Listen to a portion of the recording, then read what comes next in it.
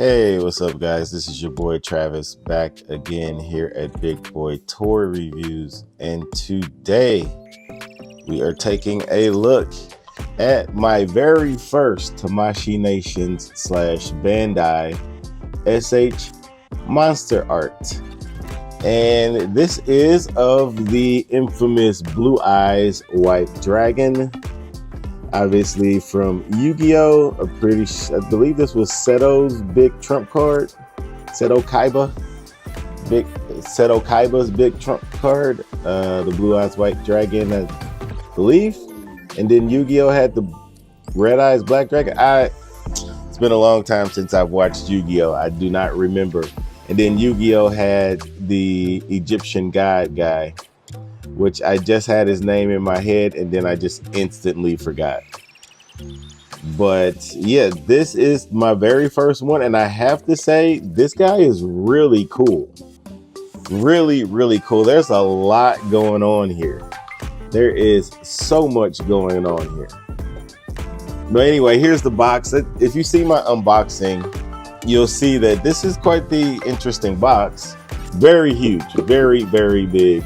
It has the window on the back, which is super weird, and then at the top too, so you can see through there. Now, he didn't really come with much, basically the dragon and his special effect, and that's pretty much all you really need for something like this. But this is really cool. I like this. I like this a lot.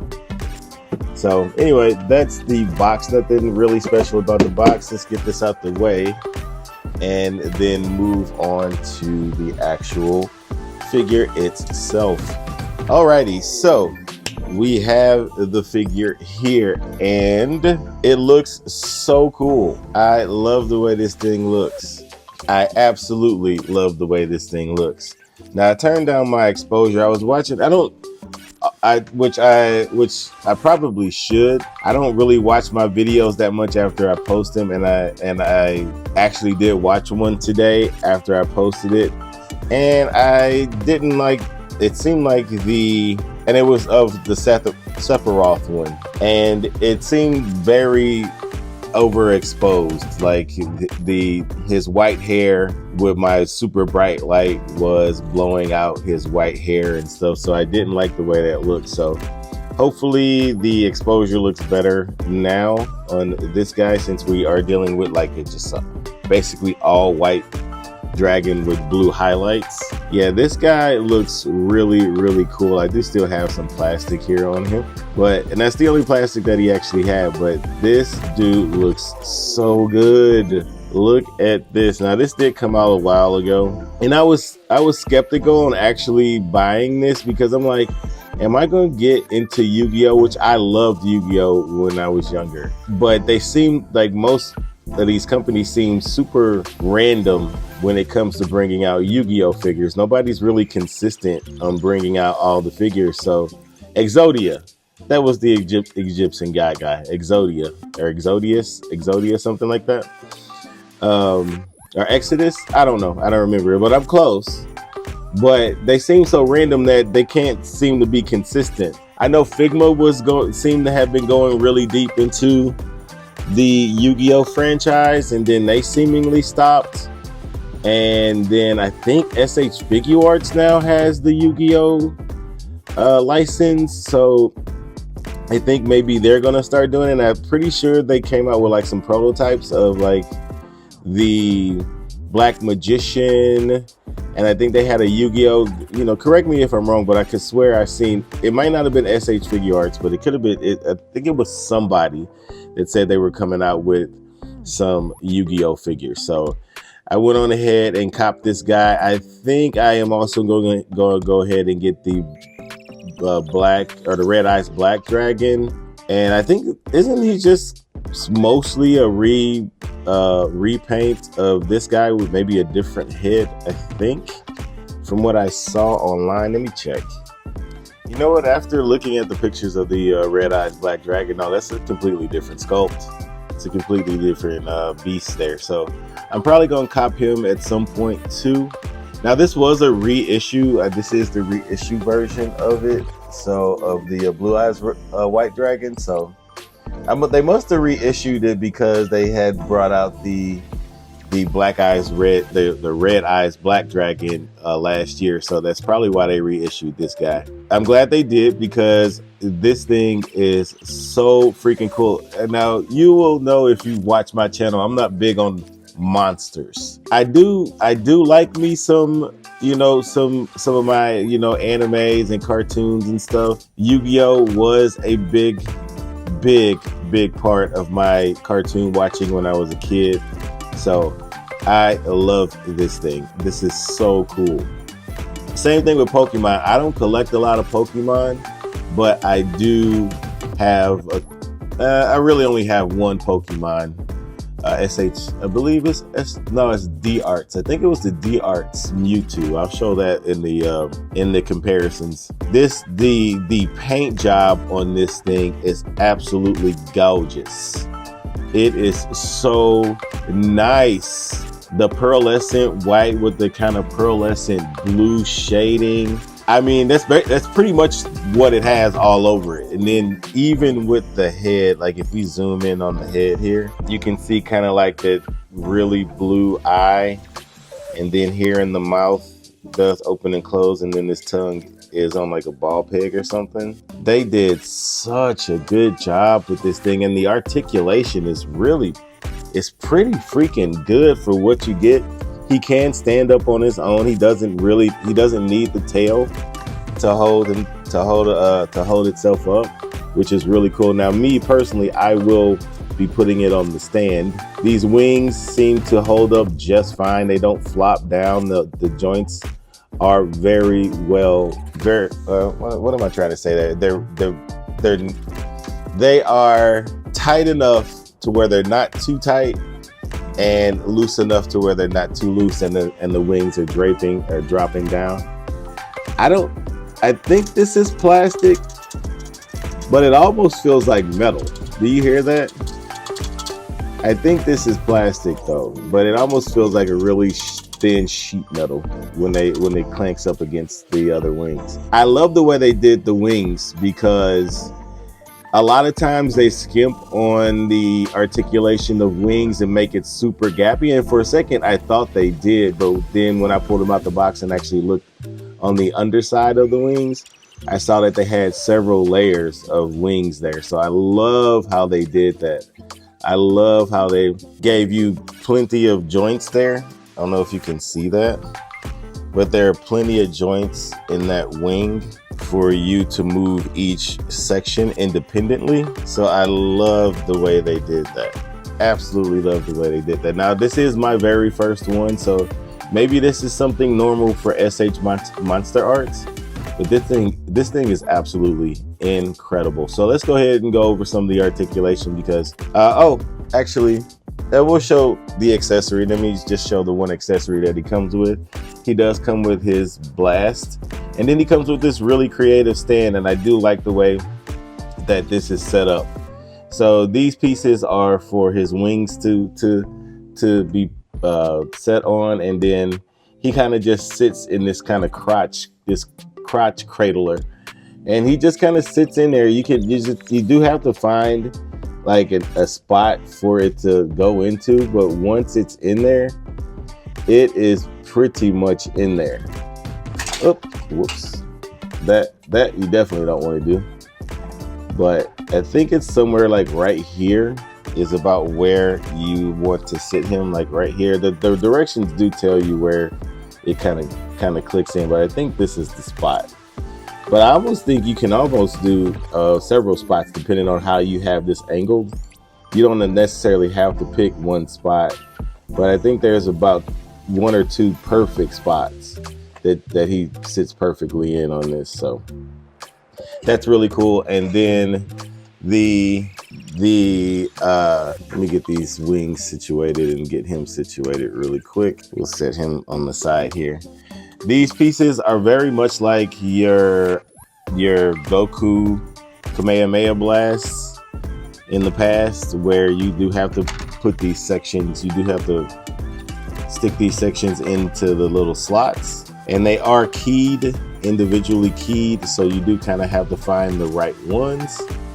And I think I found all the correct ones, and then it has a peg hole for the stand, obviously. So yeah, but this thing is really cool looking. I like the way this looks. This looks so freaking cool.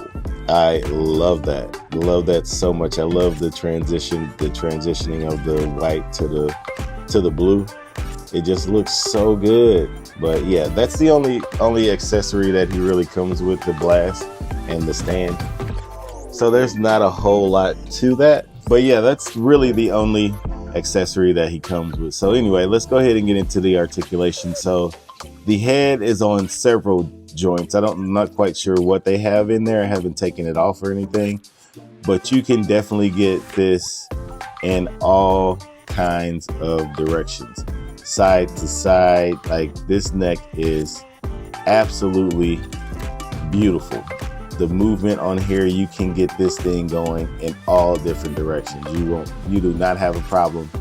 You will not have a problem moving that neck. Now, obviously it has a limitation.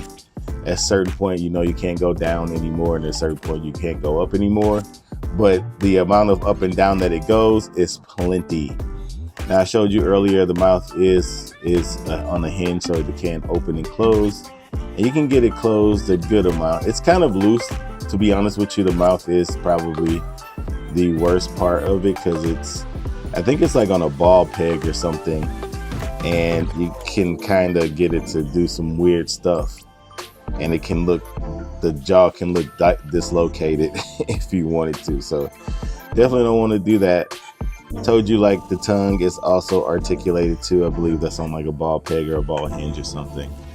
Then coming down to the wings here, the wings are on hinges. You can spin them, and you can hinge them up and down, and you can get these in all kinds of poses. I'm trying to keep this thing in the camera, but the wings are very big. And so also with these wings, I showed you the articulation in those joints, so you can get this almost to totally close its wings. This is about as good as you can get the wings closed, because the bigger part won't go any further than that. So that's about the closest you're going to get to having kind of a closed wing thing. But then they can spread out quite a bit before you get into a gapping situation. So they can open and close to a certain extent. You don't want to push them too far, because you don't want to break those joints. Then as far as the body is concerned, there's all kind of hinges and stuff in the body as well.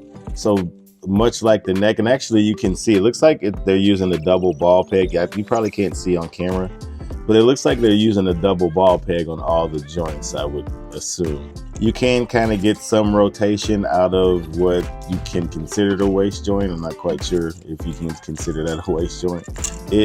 Now this piece is pretty static. So these two chest pieces here are seemingly glued together, stuck together, molded together. But you get kind of a floaty piece here. And so that's pretty much what you can consider the waist. So you do get some spinning out of it. You get some up and down. So you get some side to side. So yeah, you get plenty of movement out of that guy. Then the arms, probably should have did this first. Now the shoulders, or what you can call it shoulders, are on probably a ball peg or something. They're kind of limited, but you're mostly going to be using these as just claws anyway. So they can go up and down, but coming out, you're going to have issues with. They're on a hinge on the elbow, a single ball hinge on the elbow. So that's pretty much all the movement you're going to get out of that. And then the same with the wrist. It's basically on just a smaller version of that peg. And you can get some side to side depending on how you have that peg turned around, or you can get it to go up and down. So typical ball hinge. Then for the legs, you can spin them all the way around. They go in and out a little bit. Then you can get the same kind of basically ball hinge that you have for the elbow, you have for the knees, just a bigger version. And the same with the ankles. You can get some ankle tilting up and down a little bit. Then for the tail, It's probably a bunch of double ball pegs in here too, but this tail moves very nicely. Now down, you can only go down that far, but you can curl this thing up quite a bit. So that's pretty good. And obviously you're going to get some side to side out of it as well. So this thing, it has all kinds of articulation in it. You can kind of get that tail to do whatever you want it to do. So yeah, this guy is pretty freaking cool, if I do say so myself. And you don't need him to stand on his tail, but obviously it does help if you do stand him on his tail. And you do get, I forgot, you do get some twisting in this neck here too, in this neck joint. So you can twist it on several joints technically, but so yeah, you can pretty much put this thing in any pose you want to. And you don't need the stand to do it, but having the stand is cool, and I love that they gave that to you as an option. But anyway, let's go ahead and do some real quick comparisons. I don't have a whole lot of stuff to compare him to, so let's so it should be quick. So let's get going on that. Be right back. Alrighty, and here he is next to the D-Arts, I believe this is. Mewtwo, and then we have who came with Mewtwo as an accessory. We have Mew, little bitty tiny Mew. So yeah, these are obviously different animes or cartoons or whatever you want to call them, but I think they actually look good together. It would be funny to see them in like a Smash video game and see Blue Eyes White Dragon in the Smash game. But yep, that's what he looks like with them. Okay, and finally here he is next to the NECA movie Ninja Turtles Leonardo and the Marvel Legends Thing. And just putting him next to some other brands here. Also some, not really monsters, like they're not monsters, but they're not humans. So, and obviously he's not going to scale properly with figures, right? You know, you want to put him next to like a Yu-Gi-Oh or something and have him like floating in the air. He's supposed to be gigantic, but they're not going to scale that properly. So anyway, that's it for the comparisons. Alrighty, so in conclusion, I think you probably already know how I feel about this guy. I think he's awesome. I think the articulation is fantastic. I think the paint job they did on this guy is fantastic. As far as other than the kind of loose jaw, which is really the only issue, the stand works fine. It's not the greatest thing in the world, but it serves its purpose. The effect piece is done really nicely. I do like that as well. So I think he's definitely worth getting. If you were a big fan of Yu-Gi-Oh! And when you were a kid, or even when you weren't, if you were a little bit older when you started watching Yu-Gi-Oh!, I think he's definitely worth getting. Now he is available still on the Hobby Link Japan. It looks like they only have one left. He was $102. I'm not quite sure what he costs on other sites. It's probably still available on like BBTS and stuff too. But he was $102 on Hobby Link Japan. Looks like they have them on Amazon for $104. So that's probably worth it. And it looks like we got some other stuff on there too that I might have to go ahead and snatch up. They do have the Dark Magician on Amazon. I might have to cop that. And it looks like they also have the Elemental Hero Flame Wingman. So I might have to get that too. And they got the Red Eyes Black Dragon as well. So I might have to jump on Amazon and cop those. But yeah, all of them are available on Amazon. So you might want to take a look at that and see if you can cop this guy, because I do think he's worth it. So anyway, that is it for the review. Please comment, like, and subscribe. And until next time, peace out.